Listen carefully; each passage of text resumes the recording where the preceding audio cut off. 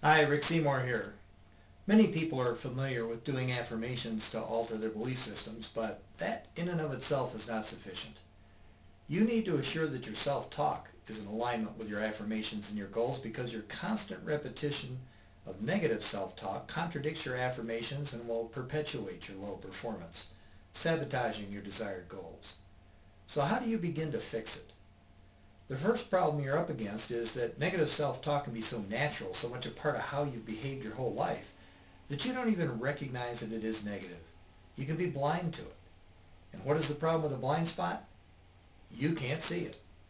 So if you can't even see it, if you're not aware of it, how in the world are you supposed to fix it? For many people, it's easier to spot negative self-talk coming out of someone else. When you hear someone else dumping on themselves, ask yourself, do I say that too? Quite often you will discover that you do. Also ask somebody that you respect and that's on the same page when it comes to this subject to point out to you when they hear you saying something negative.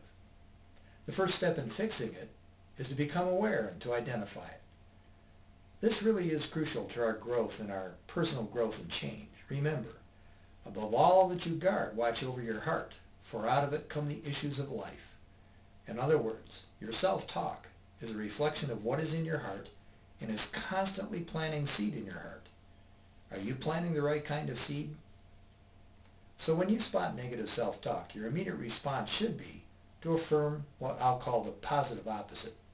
For example, if you hear yourself saying, sure enough, you messed it up again, you do that all the time, you are such a screw-up, your immediate response should be, no, that's not like me.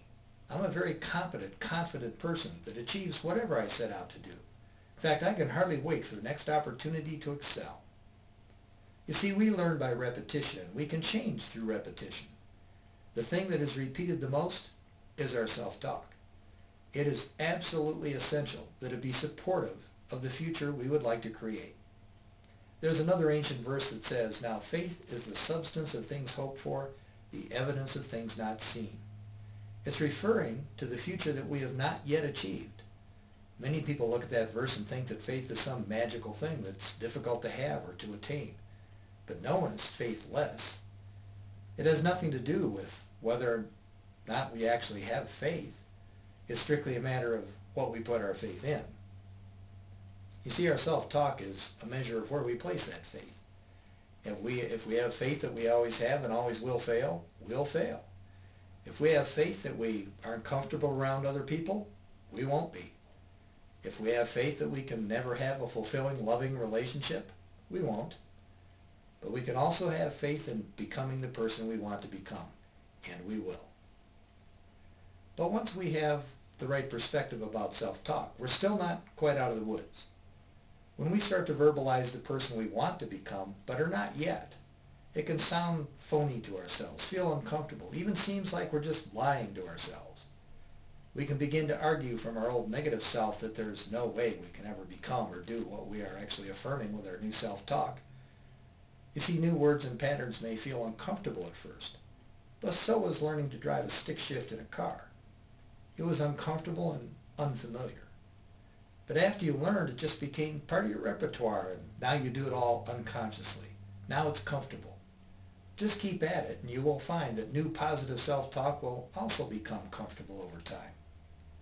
I know many people that have tried this for a while, stopped, and then got frustrated because it didn't continue to work for them. It would be kind of like someone going to the gym a few times, quitting, and then wondering why they didn't stay in shape. Exercise has to be a lifelong endeavor if we're going to stay in shape. It would be like saying, well, I ate yesterday, don't understand why I have to eat today. The body has to be fed continuously if we're to maintain our health. Our mind also has to be fed and exercised continuously. Understand, this is a lifelong discipline. Changing and improving your self-talk is not a one-time event. It's for life. People quit because of failure, discouragement, pain. You know, it hurts after exercising, so we stop exercising. We quit taking our vitamins because we caught the flu. We quit our positive self-talk because we didn't see immediate changes. Think of it this way. What if you had a glass of filthy, dirty water and you put it under a faucet that was dripping, about one drop every hour? If you came back in a few hours or even a few days, you might not notice any change. You wouldn't see that the water had improved. But given a sufficient amount of time, you would come back and see a clean glass of water. In the near term, the changes were imperceptible, but in the long term, the changes were dramatic. We must have the patience and the faith that the change will come. Stick with it. Form these new disciplines of positive self-talk in your life, and you will ultimately be rewarded. If you would like more resources and information on this topic, go to godinyourgoals.com.